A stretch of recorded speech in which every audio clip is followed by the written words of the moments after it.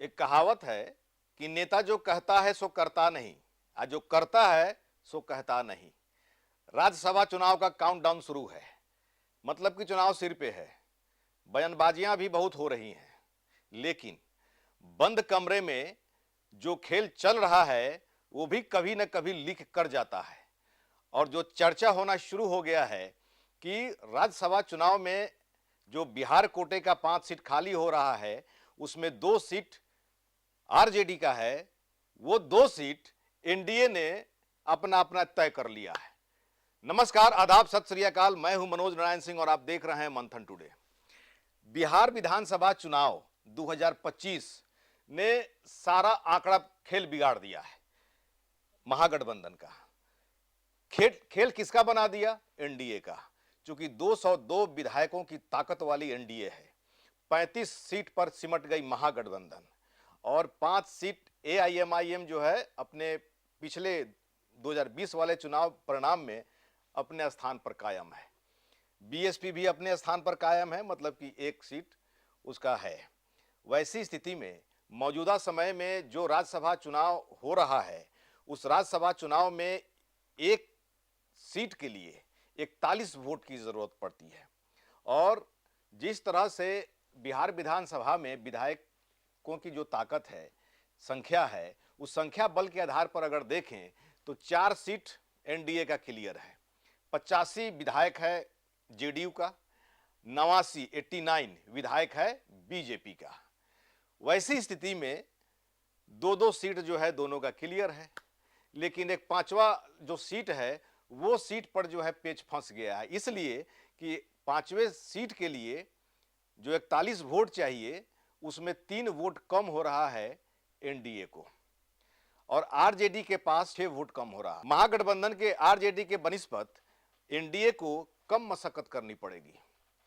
और जिस तरह से जो सियासत के गलियारे में चर्चा होना शुरू हो गया है कल शाम के बाद से कि आरजेडी का जो 2 सीट खाली हो रहा है, वो दोनों सीट जो है एनडीए ने आपस में बांट लिया।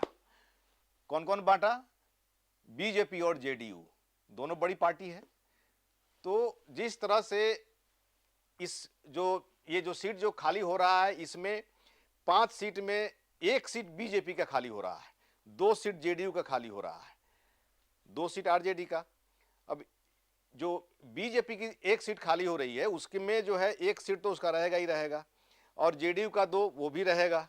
लेकिन इसके बाद में जो 2 सीट बच रहा है, वो 2 सीट का बंटवारा आरजेडी वाला कोटा का जो सीट का बंटवारा है जेडीयू और बीजेपी ने कर लिया है कि एक ठो हम ले लेते हैं, एक ठो आप ले लीजिए। तो बीजेपी ने साफ तौर पे कह दिया है जेडीयू को कि ठीक है भाई आप ले लीजिए, लेकिन 3 ठो वोट का व्यवस्था आप कर लीजिए। तो नीतीश कुमार तो जो है भविष्य दूरगामी दृष्टि वाले राजनेता हैं, वो जो है भविष्य का सोचते हैं।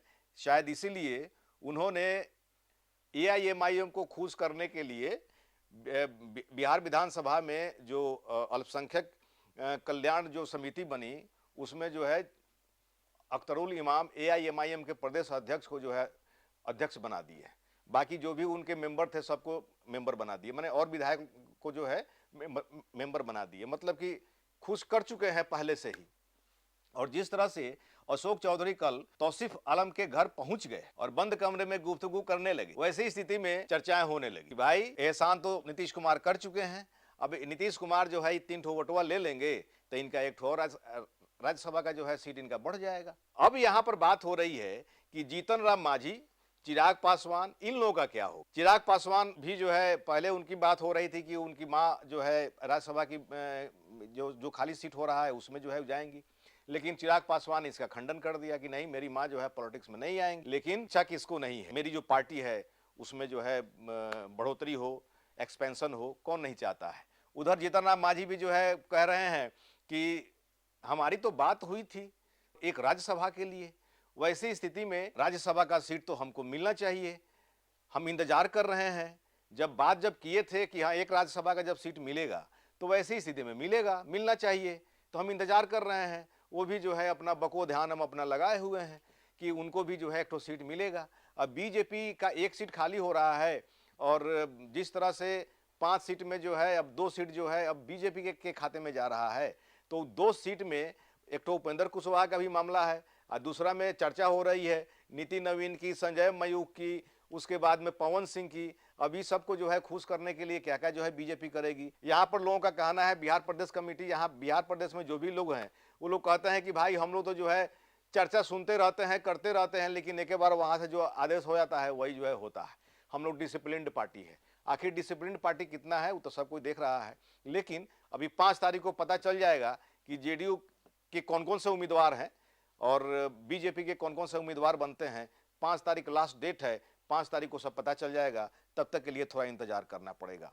लेकिन अभी जो है मौजूदा समय में जो चर्चा हो रही है उसके मुताबिक जो है जेडीयू बाजी मारती दिख रही है और वही 3 वोट के मैनेजमेंट के लिए एआईएमआईएम के दस्तक में अशोक चौधरी को लगा दिया गया है, वहां पर दस्तक देने के लिए।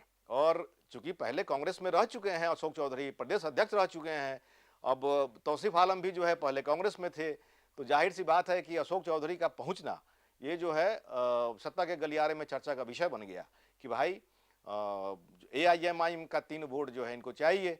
तो जो है अब गुजारिश हो रही है, आखिर किसी को भी अगर एक सीट निकालना होगा, 5वां नंबर सीट, तो दारुसलाम में तो सलामी ठोकनी पड़ेगी, ओवैसी की सलामी ठोकनी पड़ेगी। ओवैसी के बिना जो है 5वां सीट नहीं निकलने जा रहा है, नहीं तो क्रॉस वोटिंग अगर कोई करे तो दिगर बात है। ऐसे ही खबर देखने के लिए देखते रहिए मंथन टुडे। हमारे चैनल को लाइक करिए, सब्सक्राइब करिए और अधिक से अधिक लोगों तक शेयर करिए। बहुत बहुत शुक्रिया।